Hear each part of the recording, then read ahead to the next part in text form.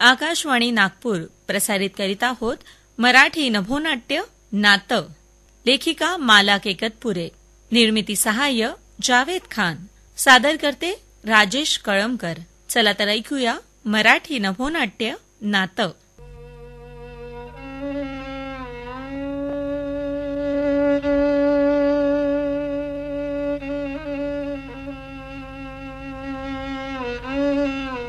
आई, ए आई, अगं कुठे आहेस? इथे. तू एकटी का ग बसली? किती दुःख करत बसशील. रडली तर दुःख मोकळं होईल. आतल्या आत कुढत राहिली तर प्रकृतीवर परिणाम होईल. बाबांचं असं अचानक जाणं, तुला शॉक बसलाय तरी सावरायला हवं तुला आई. मनाली, साहजिक आहे, शॉक बसणारच. अगं दुःख होणारच. त्यांचं सारं वेगळंच होतं. त्यांनी कधी आईला काय कुणालाही दुखवलं नाही. आता मात्र तिला कठीण जाणार. अचानक दुःखाचा घाला पडल्यावर रडू येईल तरी कसं ग? उत्तुंग व्यक्तिमत्वाच्या सहवासात आजपर्यंत सावलीसारखी वावरली आई. दुःख म्हणजे काय हे माहीत नाही आणि दुःखात लोटून निघून गेले बाबा. शेखर, आईला जपावं लागेल रे. खरंय तुझं, पण मी लांब असतो. तू आहेस म्हणा. बाबांचं कौतुक वाटतं. अगं किती मित्रपरिवार होता. कालपासून माणसांची रीग लागलीये नुसती. लोकांकरता ते जगले. शेखर, अरे तू अमेरिकेत होतास पण मी इथं होते. पाहत होते बाबांचं कर्तृत्व, त्यांची लोकप्रियता. अरे झोपडपट्टीत जाऊन त्या लोकांच्या अडचणी सोडवायचेत रे. वेळ प्रसंगी जवळचा पैसा लावून त्यांना मदत करायचे. त्यांनी आपलं माणूस पण जपलं. त्यांच्या जीवनाचं सार्थक झालं. अगं आमदार झाले. त्या सोहळ्याला आलो होतो. किती लोकांची ये जा होती. श्रीमंत लोकांबरोबर गरीब लोकांना तेवढ्याच मानानं वागवायचे. या अनिल काकांना किती मदत केली. आता कोण विचारणार काका तुम्हाला? बसा रडत. प्रत्येक सुखदुःखाच्या वेळी काका बरोबर असायचे. शेखर, मला कळायचं नाही, काकांना बाबांनी का जवळ ठेवून घेतलं? अगं मोठ्या माणसांच्या सर्वांकरिता सारखेच नियम असतात. खरं म्हणजे काकांचं काय अस्तित्व होतं तरी एक माणूस म्हणून त्यांच्याकडे पाहत होते. ते नुसतं पाहत नव्हते, बरोबरीने वागवायचे. या निष्क्रिय माणसाकरता बाबांचा जीव तुटायचा. गाड्याबरोबर नळ्याची ही यात्रा. सर्वांचं माणूस पण जपणं हे त्यांचं कार्य. आता ते नाहीत. एकदम बंगला ओसाड वाटायला लागलंय. अरे त्यांचं वेगळेपण हे त्यांचं यश होतं. निर्मळ स्वच्छ आयुष्य जगले रे ते. शेखर, त्यांच्या कर्तव्याची ढाल या घरावर होती रे. ते होते तेव्हा घराचा कोपरा बोलायचा, हसायचा. आणि आता ते नाहीत म्हणून मलून होऊन थांबलं रे सारं.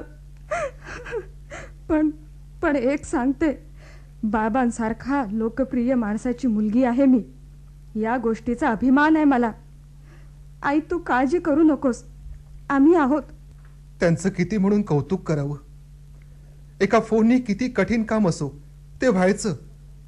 म्हणाली, त्यांची पुण्यही आपल्याला पुरणारच ग. ती पुण्य आई आपल्या पिढीत सुद्धा पुरणार आहे.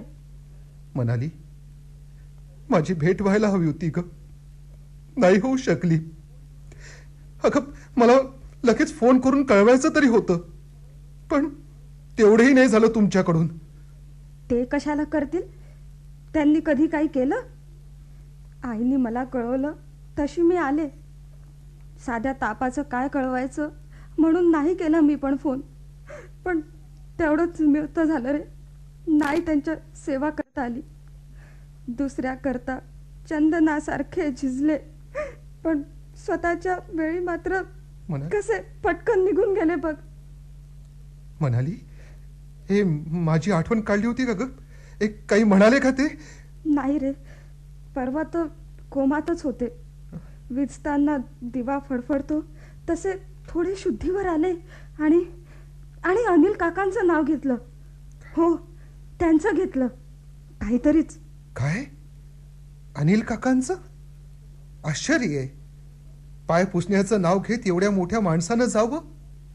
हो, मी समोर होते, आई बाजूला, पण नाव मात्र अनिल काकांचं. म्हणायचं असेल आता माझ्या घरातून जा म्हणून. काय मला म्हटलं? हो, तुम्हालाच. बाबांनी त्यांना का ठेवून घेतलं असं समीर म्हणत होते. त्यांना सांग तुमच्या घरी नाही राहत म्हणावं. पण माझ्या घरी राहता त्याचं काय? म्हणाली यांची उचल बागडी करायलाच पाहिजे. जा काका, पहा कोण आले ते. काका, तुम्हाला म्हणतोय, राहायचं असेल तर यापुढे आम्ही सांगू तसं वागावं लागेल, आमचं ऐकावं लागेल. हे घर आमचं आहे. शेखर, अरे ही वेळ नाही असं काही बोलायची. आई, तुला भारीच पुळका. बरोबर आहे म्हणा. बाबांसारख्या समाज कार्यकर्त्यांची पत्नी तू. बघतेस ना बाहेर कोण आलाय ते. हो बाई, बघते. अगं, आला असेल कोणीतरी भेटायला. या या या. कसं कसं अचानक झालं बाबासाहेबांचं? काही आजारी वगैरे? वहिनी, काय झालं होतं हो? मी तर पेपरमध्ये वाचलं तर खरंच वाटे ना, पण अशा बातम्या खोट्या नसतात. तरी विचारपूस केली. फारच वाईट झालं हो. आमच्या बाबांच्या नखात सुद्धा रोग नव्हता. कधी आजारी पडले नाहीत. एकदम उत्तम प्रकृती होती त्यांची. माझ्याकडे येऊन गेले इतक्यात. राहिले 2 दिवस. ते कुठेही राहायचे. झोपडीत सुद्धा त्यांची राहायची तयारी असायची. माझी झोपडी नाही, मी उद्योगपती अग्रवाल यांची mrs. Oh, I see. Sorry. तुमच्या बाबांना समाजकार्याची आवड. त्यांच्या चळवळीत आमचा आर्थिक वाटा असायचा. ते कधी शांत बसायचे नाहीत. काही ना काही करतच असायचे. हो, चांगला कार्यकर्ता हरवला. आता माझंच बघा ना, मी मंत्री व्हावं म्हणून त्यांनी बरीच मदत केली होती. तुम्ही मंत्री आहात? बसा ना, बसा. नाही, मी पाहिलं नाही कधी. नाही, तसा मी इथे नसतोच. नाही होऊ शकलो. अहो, आम्ही गरीब माणसं, पैसा कमी पडला. बाबासाहेब म्हणाले, पुढे मी पैसा खर्च करून तुम्हाला मंत्रीपद बहाल करणार. पण आता तेच गेले. आम्हाला कोण मदत करणार? आम्ही किती काम करायचं हे त्यांना माहीत होतं. बाबांच्या जाण्यानं किती लोकांचं नुकसान झालं. काहींची कामं व्हायची राहिलीत. त्यांची उणी भरून निघणं कठीणच आहे. खरंच अवघड होणार आहे सारं. वहिनी, तुम्ही दुःख करू नका. आम्ही आहोत ना. तुमची काहीतरी व्यवस्था लावून देऊ. मी तेच म्हणते, बाबांचे चाहते खूप आहेत. त्यांचे दुश्मन सुद्धा खूप आहेत. आता आईला सांभाळा. काका तर त्यांचा उजवा हात होता. बाबासाहेबांनी ऑर्डर द्यावी, काकासाहेबांनी ती उचलून धरावी. कुठला कार्यक्रम असो, पार्टी असो, काकासाहेब मात्र कामाला वाघ. ते असायचे बरोबर. हातपाय हलवायला नको. काम काय बाबा करून घ्यायचे. फुकट किती दिवस खाऊ घालणार? फुकट कसले खायचे? बाबासाहेबांबरोबर सतत राबायचे ते. आता त्यांचाच आधार तुम्हाला. आम्हाला कसला आधार देतायत ते? आमच्या आधारावर हा 6 फूट देह पोचला गेला. अहो, असं नका म्हणू. तुम्ही इथं नाही. सारी कामं, इथली व्यवस्था काकासाहेब पाहायचे बघा. तुम्ही अमेरिकेला असता ना? हो. तुम्हाला कसं माहित? माझ्या मिस्टरांनी प्रयत्न केले होते. आमचे नातेवाईक आहेत तिथे राठी म्हणून. हो, त्यांच्याकडेच होतो मी काही दिवस. बाबासाहेब खूप मागे लागले होते तुमच्याकरता. अखेर जमलं. चांगलं चालू आहे ना? एकदम छान. सॉरी, एकदम लक्षात नाही आलं. बाबांची इच्छा होती आणि माझी महत्वाकांक्षा होतीच. तुम्हा सर्वांच्या प्रयत्नांनी मला जायला मिळालं. त्यांचा मान होता म्हणूनच. त्यांना ओळखणारे किती लोक आहेत. तुमचं लग्न झालं हे ऐकलं. तुमच्या मिसेस? ती येणार आहे. येईलच 3-4 दिवसात. बरं, निघतो काकासाहेब. सांभाळा स्वतःला. आता बाबासाहेबांच्या कुटुंबाला तुम्हाला सांभाळायचं आहे. सांभाळत चालू. माझंच काम आहे ते. ते काय सांभाळणार आम्हाला? जिथे स्वतःला सांभाळता आलं नाही तिथे. बरं, वहिनी साहेब, जपा. आई, अगं काही खाऊन घे. कालपासून काही खाल्लं नाहीयेस तू. घेतलाय मी चहा. शेखर, सुनबाई येणार आहे का रे? नाही, तिचं नाही जमणार. तिला या घराविषयी बिलकुल ओढ नाही. आणि आता बाबा पण नाही आहेत. मी तिथेच नेहमी करता राहणार आहे. इथे आमचं नाही जमणार. हो, ते कठीणच आहे. आई, तू काही दिवस माझ्याकडे ये. तुला इथे बिलकुल शांत. बाबांचा व्याप फार मोठा होता. तुला कसा झेपेल देव जाणे. शेखर, काय? बघ बाबा कोण आलं ते. अजून येणारे संपले नाहीत. बरीच मंडळी आलेली आहे. मी नाही जात समोर. तीच रेकॉर्ड घासायची मला नाही जमत. काका गेले वाटतं. हे बघतील ते काय ते. अरे ते काय बोलणार. ते आपले आश्रित आहेत. ती मंडळी बोलणार नाही त्यांच्याशी. मग मम्मीला पाठव. तिची अवस्था बघतो आहेस ना. का बरं तू. काका काय बोलतील. आई तू चल. ती मंडळी तुझ्या समाचाराला आली आहे. चल मी तुला नेते. तू इथेच थांब. मी जाते. आणि हे बघा, तुम्ही नका काळजी करू. पाहते मी काय ते. तू जा तिच्या बरोबर. मी जरा जाऊन येतो. अरे कालच बाबा गेले ना. 2-3 दिवस नको जाऊस बाहेर. तू बरं दिसणार नाही. तू मम्मी बरोबर बैस. अरे ते तर मी करतेच. तुझ्या कार्यक्रमात खंड पडला म्हणून बेचैन झालेला दिसतोय. जाऊन ये. ए हुशार आहेस हं?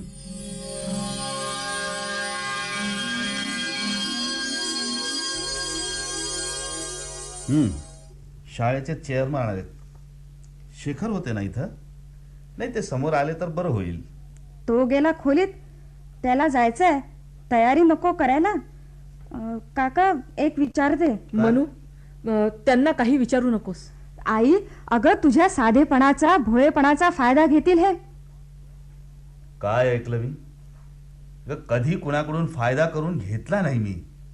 फक्त इथं राहत होतो. आणि तेही.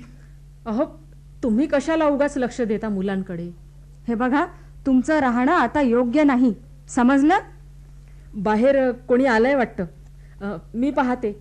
तुम्ही चला. अहो, मी तुम्हाला म्हणते आहे. हो चलतो. अगं काकांना कशाला समोर करते. ते तुझ्या करता आले आहेत तुला भेटायला. त्या शाळेचं काम तुझ्या काकांकडेच आहे. बाबांच्या मेहरबानीवर काका किती दिवस राहणार तुम्ही. आपली सोय बघा. चला मी पुढे होतो. आणि मना, तू आपली तयारी कर बरं. या विषयावर पुढे कधीतरी बोलीन मी. मला कळत नाही आई. अशी इतकी चांगली का वागते आई. तिला त्यांची एवढी पर्वा करायची आवश्यकता का असावी. आईचं वागणं चुकीचं आहे. काकांना काय भुसभुस माती मिळाली लागले खाणायला. काहीतरी चुकतं आहे. एका आश्रित माणसाशी एवढ्या प्रेमानं आदरानं वागण्याची गरजच काय. ही सवय आजीनी लावली असेल. पूर्वीच्या स्त्रियांचं होतं असं. सुनेनं कुत्र्याला मानानं वागवायचं, त्याची मिजास राखायची. पण आता आजी नाही. आई कुणाला घाबरते. शेवटी सवयीचा गुलाम होतो माणूस. मना, अगं मी आवाज दिला. कुठल्या विचारात दंगा आहेस ग एवढी. आई तू आराम कर. तुला फार दगदग झाली या 15 दिवसात. शेखर, अरे शेखर कुठे गेला. अगं तो आराम करीत असेल. तुझी तयारी झाली ना. बघून घे जरा. हो, एक सांगायचं राहिलं. आता बाबा इथे नाहीत तेव्हा तुम्ही. शेखर केव्हा निघायचंय तुम्हाला. मनाली, तू पहिले निघणार आहेस का. हो. आणि हो, तो देवापाशी दिवा लावला आहे. नमस्कार करून घ्या. ममा, मी आत्ताच निघतो. अरे माझी गाडी तुझ्या अगोदर आहे. अगं 1 तास इकडे काय आणि तिकडे काय. आई एक विचारू. बाबा गेल्यापासून तुझ्या डोळ्यात पाणी आलं नाही ग. एकदा रडून घे. मोकळी हो. आई ग सांभाळ. मामा, बरं निघू. मामा मी फोन करत जाईल. तू काळजी करू नकोस. बरं, गाडी काढू. हो काढा. काका हे सामान ठेवा बरं गाडीत. हो सांगतो ना शंकरला. तो ठेवीत. पहा बाबा गेल्याबरोबर वागण्यात बदल झाला. जपून राहा ग आई. मामा, प्रकृतीची काळजी घे. तसं मी डॉक्टर केळकरांना सांगून ठेवलंय. ते येतील अधूनमधून. बरं, फोन करत जा अधूनमधून. तेवढंच आपलं बरं वाटतं. करीन ग. बरं निघतो. शेखर, इथलं सगळं अर्धवट राहिलंय. पुढे तुला यावं लागेल. तसं मी कळवीनच. ठीक आहे ग, तू आहेस, काळजी नाहीये. चल निघूया. मामा हं. येतो हा. बर.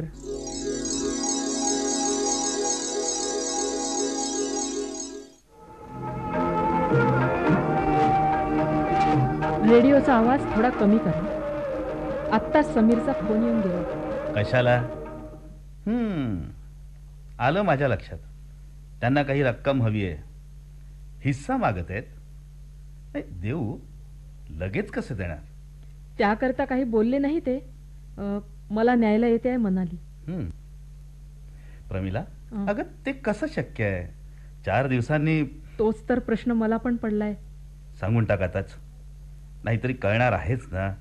सांगायचं तर आहेच, पण पण मनाची तयारी होत नाही. करावी लागेल. शेखर सहज ऍक्सेप्ट करेल ग, माझाच मुलगा ना तो. पण मनू, तिला बाबासाहेबांचंच वेळ आहे. त्यांनी कधी मुलांना कमी पडू दिलं नाही बघ. आपली उणीव झाकण्याकरता माणूस अधिक आक्रमक होतो. मग तो आपल्या सोयीप्रमाणे अधिक चांगलं वागू लागतो. इतरांच्या नजरेत त्यांच्या त्या वागणुकीनं बाकीच्या गोष्टी लक्षात येत नाही. तसंच काहीसं झालंय. प्रमिला, हं. अगं जे झालं त्यापेक्षा आता येणाऱ्या प्रसंगाला कसं तोंड द्यायचं, मला वाटतं मी सांगून टाकावं. नको नको, तुम्ही नको, मीच सांगेल. आता येईलच ती बघा. त्यावेळी मी नको हा? माझ्याकडून उगाच दुखावल्या जाईल. अगं माझी मुलगी ती सुखात आनंदात असावी असं वाटतं. आपल्या आयुष्यातले काटे मुलांना नको ग टोचायला. प्रमिला, हां, या निर्णयामुळे ते दुःखी होतील ग. होतील खरे, पण त्यांना कळायलाच हवं. असं करा, तुम्ही जा थोडा वेळ बाहेर. ठीक. मी पाहते कसं सांगायचं ते. हो. तुम्ही कारखान्याकडे जाऊन या. चहा करतेस? सारखा चहा चहा बरोबर नाही हा. प्रकृतीवर परिणाम होईल. बरं, त्या स्टार्च फॅक्टरीचं जमलं का सर्व? नाही ग, अजून नाही, पण पाहू, सुरू करू. ए प्रमिला, चहा हवा. अगं किती सवय होत्या मला, पण पण सोडल्यात ना. हं, केवळ तुझ्या करता. आणि तू वेडीत मला अडकून ठेवलंस. आता लग्न वेडी तेवढी. ते जरा कठीणच होईल वाटतं, पण मी मागे हटणार नाही. मला आतापर्यंत कमी का त्रास झाला दोघांना सांभाळता सांभाळता. हो ना. आणि तिसऱ्या, त्या तुमच्या आई. होय, खरं आहे. पण प्रमिला, मी तुझ्याशी लग्न केलं की मला ऐकावं लागणार. मला म्हणतील भावाचं सारच लुबाडलं. दुसरं म्हणायच्या अगोदर मुलं, आपली मुलं काय काय बोलतील काही सांगता येत नाही बघ. होय ना, तीच तर काळजी मलाही पोखरते आहे. हो, पण तू आता काळजी करायची नाहीस. अगं 30 वर्ष काळजीत काढलेस. सर्व काळजी आता माझ्यावर सोडून दे. खरं तर माझ्यावर तुझे किती उपकार आहेत ग. माझ्यासारखा उन्हाळ, मवाली आणि बदमाशाला तू माणसात आणलंस. प्लीज, अशी भाषा करू नका. हा सगळा योगायोग. मला तुम्ही सावरलत. तुम्ही नसते तर सासूबाईंशी आणि तुमच्या भावाशी कशी धुंद दिली असती मी. बरं, कदाचित कायमच या जगातून जावं लागलं असतं. आता वाटतं तेच बरं झालं असतं. आता परत महायुद्धाला तोंड द्यायची वेळ आली आहे. प्रमिला, हं. काही काळजी करू नकोस. मी हे सांगतो, पण सगळं अवघड आहे. हे पटलं ना तुम्हाला? काय करावं, कसं करावं आणि कसं पाऊल टाकावं. असं करतो, मी मनाला सांगतो आणि तू शेखरला फोन करून कळवून टाक. इतकं सोपं नाही ते. मनालीला मला सांगावंच लागणार आहे, कारण तुमच्या वाऱ्याला सुद्धा ती उभी राहत नाही. हो, बरोबर. भीती वाटते एवढंच. प्रमिला, अगं तू घाबरू नकोस. मी आहे ना, सर्व पाहून घेईन. निघतो. काही वाद झाला तर फोन करून मला कळव. हा, मी स्टार्च फॅक्टरीत आहेच. बरं हो, दार लावून घे. हा, हो हो, जा तुम्ही. आज मनाली येणार. काय करावं मनाली करता. तिला बासुंदी आवडते, करावी. तोपर्यंत येईलच ती. ही चादर बदलून टाकायला हवी. यांनी बुके आणून ठेवला, तो कुठे ठेवावा? इथे खिडकीत ठेवावा, चांगला दिसेल. आता आता कशा कशाला तोंड द्यावं लागणार आहे देवा. नको रे माझी अशी परीक्षा पाहू. आली वाटतं. आई कशी अगं. आहेस आई? अगं अगं जरा सांभाळून बैस, नीट बैस. अगं समोर छान गार्डन झालंय. खूप मेहनत घेतलेली दिसते. तू पण छान दिसते आई. आता माझ्या दिसण्याचं काय कौतुक घेऊन बसलीस? घराची रचना बदलली. छान. हा बदल चांगला वाटतो. नवीन घेतलं वाटतं. काय नवीन म्हणालीस? सर्वच नवीन कलात्मक दृष्टिकोन ठेवून लावलेलं दिसतंय. एवढा बदल कोणी केला ग? अगं अगं जरा सावकाशीनं बैस. पाणी आणते. हा गाडी लवकर आलेली दिसते. हो हो, बिफोर टाइम आली गाडी. मला वाटलं तू येशील स्टेशनवर. अगं अगं येणार होते मी. घे पाणी घे. विचार केला घरीच थांबावं, तुझ्या आवडीचं काहीतरी करावं. आई, या 6 महिन्यात खूप बदल झालाय ग. हां हो ना, होणारच. काहीतरी खायला घेऊन येते. हां राहू दे, एकदमच जेवीन. बरं असं कर, तू थोडा वेळ विश्रांती घे, मी आतलं पाहून येते. आईच्या मध्ये खूप बदल झालाय. घरही छान सजवलंय. आषाढ सरीने जसं निसर्गावर टवटवी येते तशी टवटवी, ताजेपणा घरावर, आईवर आलेला दिसतोय. काय कारण असेल बरं? आतापर्यंत फक्त बाबांचं अस्तित्व जाणवायचं. आज आईचं जाणवत आहे. वर्षानुवर्षे एकाच पद्धतीची अरेंजमेंट असायची. आता जुनं सामान जाऊन नवीन सुंदर असं सामान घेतलेलं दिसतंय. ते नवे पण आईच्या चेहऱ्यावर झळकतंय. आमच्या घरात हा बदल कोणी घडवून आणला असेल? अनिल काका तर नसते. अधिकार मिळाला, उतले महाराज. नक्की त्यांचंच काम आहे हे. किंवा आईच्या माहेरचं कोणी इथे आलं असेल. समीर म्हणतो तसंच करायला पाहिजे. इथलं सर्व आटपून तिकडे आपल्या जवळच आईला घेऊन जावं. घे, थोडंसं खाऊन घे बरं. आणि हा चहा पण घे. तूच केला का ग चहा? बाई नाही आहे का? शंकर वगैरे? बाई? अगं तिनं सोडलं काम. शंकर आहे, तो गावाला गेलाय. मुलानं बोलावलं, गेला. बरं हा चहा घे. शंकरपाळे घे तुझ्या आवडीचे. आईनं केस डाय केलेले दिसतात. तरुण दिसते अगदी. हां, काय म्हणतात समीर? आणि तुझी काही नवीन बातमी? नवीन बातमी तुझ्याचकडून कळू दे. सगळं चकाचक झालेलं दिसतंय. कोणी मामा वगैरे? तो मागेच येऊन गेला ग. 4 दिवस होता इथे. हो, तू तसा फोन केला होतास. काका इथंच आहे? हो, कुठे जाणार? म्हणजे चिकटले इथे. चरायला मिळतं, फुकटचं गिळायला मिळतं. कसे जातील? आता मी तुला न्यायला आली आहे. तुलाही आधार, आम्हालाही तुझी सोबत होईल. चहा घालू थोडा? नको, मी काय म्हणते लक्ष आहे का तुझं? मनू मनू अगं कसं शक्य आहे ते? का का शक्य नाही? काका कुठे गेले? फॅक्टरीत आज महत्वाची मीटिंग आहे, तिथं गेले. म्हणजे याचा अर्थ काय? बाबांच्या सर्व प्रॉपर्टीवर कब्जा? हा अधिकार कोणी दिला? मी म्हणत होते तसंच झालं. तुझ्या साधेपणाचा फायदा घेतला त्यांनी. अगं तशी इस्टेट खास नव्हती, बरंच कर्ज होतं. बाबांनी कर्ज घेतलं? आई, अगं काय म्हणावं तुला? अगं लोकांना ते मदत करायचे, अडल्या नडल्या गरजू लोकांना पैसे द्यायचे. अशा माणसाला कर्ज असेलच कसं? या काकांनी अजगरासारखं गिळायचं ठरवलेलं दिसतंय. नाही नाही, ते तसे नाहीत. तुझ्या बाबांना श्रीमंती दाखवायची हौस होती. लोकांनी मोठं म्हणावं. मोठेपणा हे त्यांना व्यसन होतं आणि व्यसनापायी कर्ज होणारच. बरं तो विषय राहू दे आता. चल आत, स्वयंपाक करता करता गप्पा मारू. तुझ्याकरता बासुंदी करते. बासुंदी? माझ्याकरता? अगं आई, बाबा जाऊन जेमतेम 6 महिने झालेत. वर्ष श्राद्ध व्हायचंय आणि तुझं गोडधोड सुरू झालं का? माणूस गेला की गोड खायचं नसतं, चांगलं लिहायचं नसतं असा काही नियम नाही. मुली करता करायला तर काहीच हरकत नसावी. चल आता. आजी गेल्यावर बाबांनी वर्षभर गोड पदार्थाला हात लावला नाही. सगळंच खरं नसतं ग म्हणू. खायचं प्यायचं आणि नाही केलं म्हणून सांगायचं, हे मला नाही पटत. आई, बाबांविषयी तू असं बोलतेस? बरंच काही बोलायचं आहे. तुला माझं बोलणं खोटं वाटेल, माझ्या शब्दांना जळजळीतपणा येईल, तरी तुला ते ऐकावंच लागेल.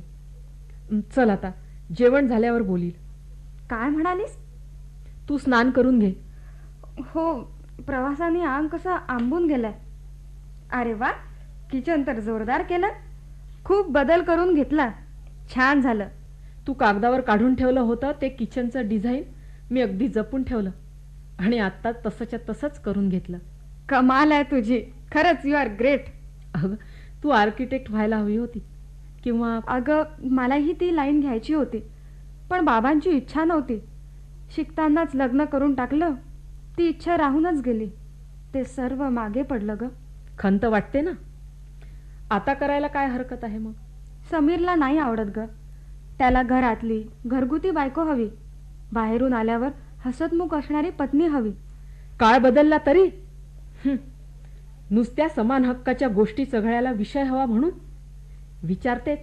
बुरसटलेले, परंपरेला धरून लोंबकळणारे, त्यामुळे शब्दांवर बुरशी चढत चाललीय. आई, काय म्हणायचंय तुला? तुझ्या शब्दांना मात्र वेगळाच आयाम लागलेला दिसतो, आजवर न ऐकलेला. अगं मीही तुझ्याच मार्गावरून आले. 11वी होत नाही तो लग्न झालं. मला मागणी घातली.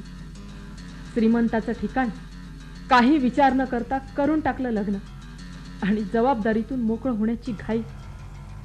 मिस्टर काळ्यांना खेळायला बाई हवी होती. काय म्हणालीस?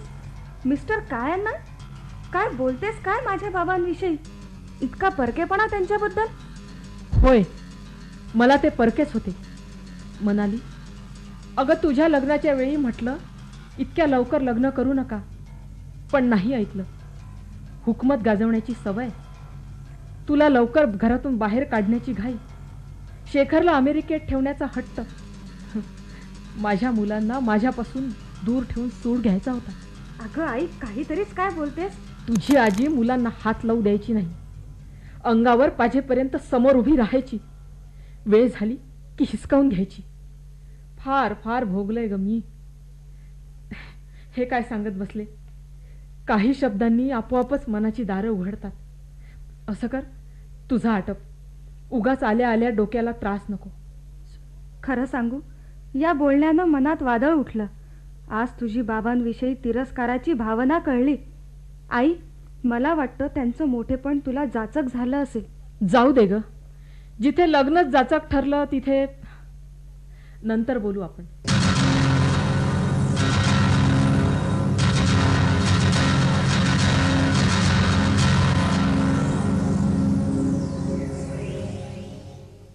श्रोते हो, आत्ताच आपण मराठी नभोनाट्य नातं ऐकलत. लेखिका होत्या माला केकतपुरे. यात सहभागी कलावंत दीप चहांदे, शुभांगी खनके, अंजली दुरुक्कर, अनिल पालकर, अश्विनी कुलकर्णी, प्रीतम बुलकुंदे, प्रमोद भुसारी आणि कीर्ती शेणवाई. निर्मिती सहाय्य होतं जावेद खान यांचं. सादरकर्ते होते राजेश कळमकर. ही आकाशवाणी नागपूर केंद्राची निर्मिती होती.